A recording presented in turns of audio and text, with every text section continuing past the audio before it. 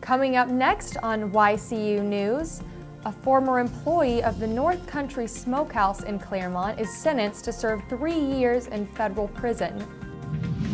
A car crash leads to the death of a woman in Williamsville, Vermont. And 6 people are charged with heroin trafficking in Heartland, Vermont. For more news, weather, and sports, it's time for YCU, your local view.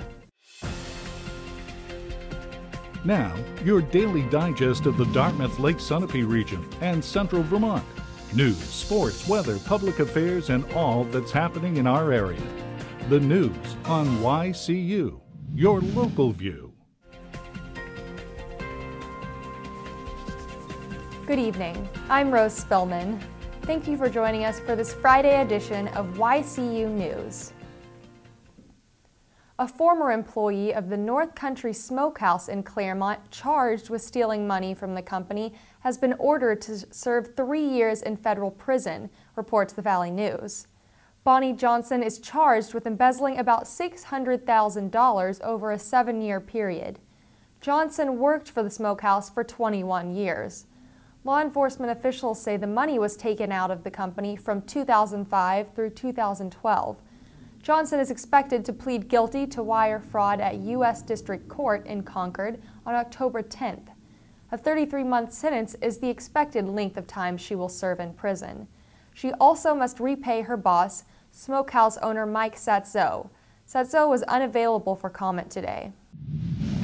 A single car crash Thursday evening in Williamsville, Vermont, claimed the life of a 53-year-old woman. Kathleen Moore died in a fire inside the 2013 Toyota Venza she was driving. She was wearing a seatbelt. The accident happened about 5:30 p.m. on Depot Road in Williamsville, a community within the town of Newfane in southeastern Vermont. En route to the crash, police learned the car was on fire and the driver trapped inside. Moore perished in the fire and was pronounced dead at the scene. The cause of the crash is still under investigation, police report. The road conditions were dry and clear. The weather was clear, warm, and sunny. Anyone who may have witnessed the crash and can give police additional information is asked to contact Trooper Chris Laura at the Brattleboro Barracks.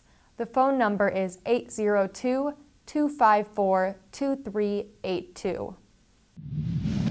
6 people are charged with heroin trafficking in Vermont following a search of the car they were riding in along I-91 Monday in Heartland.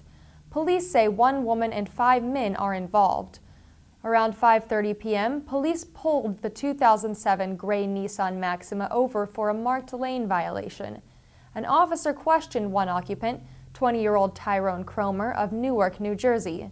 Cromer did not give his correct name, police learned during the initial investigation. During this time, police say indications of the presence of illegal drugs in the car were found. The car was towed to the state police barracks in Rockingham, Vermont. A further search of the car on Wednesday found over a dozen packets of heroin and a small amount of marijuana. The street value of the heroin recovered in the search is valued at $30,000. The 6 occupants of the car will be charged with heroin trafficking, say police. Accused are Cromer, 25-year-old Kasim Marsh, 20-year-old Jaleel Marsh, and 22-year-old Camille Marsh, all of Newark, New Jersey. Also, Krista Marini, 24, of Brattleboro, and Ali Kwan Olmsted, 27, of Springfield, Massachusetts.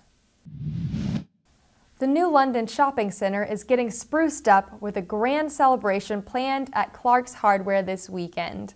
The weather is expected to cooperate, which will help visitors enjoy a cookout and listen to music on the store's grounds Saturday afternoon. In a community-minded spirit, a Blue Bucket collection will be held with proceeds benefiting New London Hospital programs. For more information on Clark's, check out its website at www.clarkshardware.com.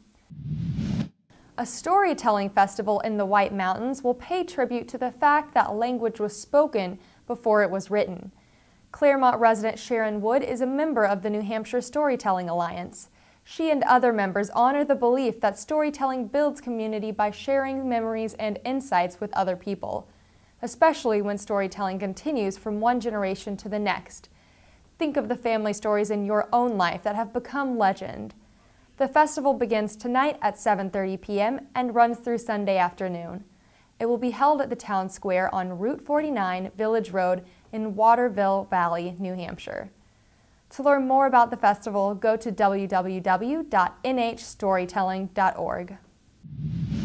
Now we have the YCU weather forecast for the Connecticut River Valley and Lake Sunapee region.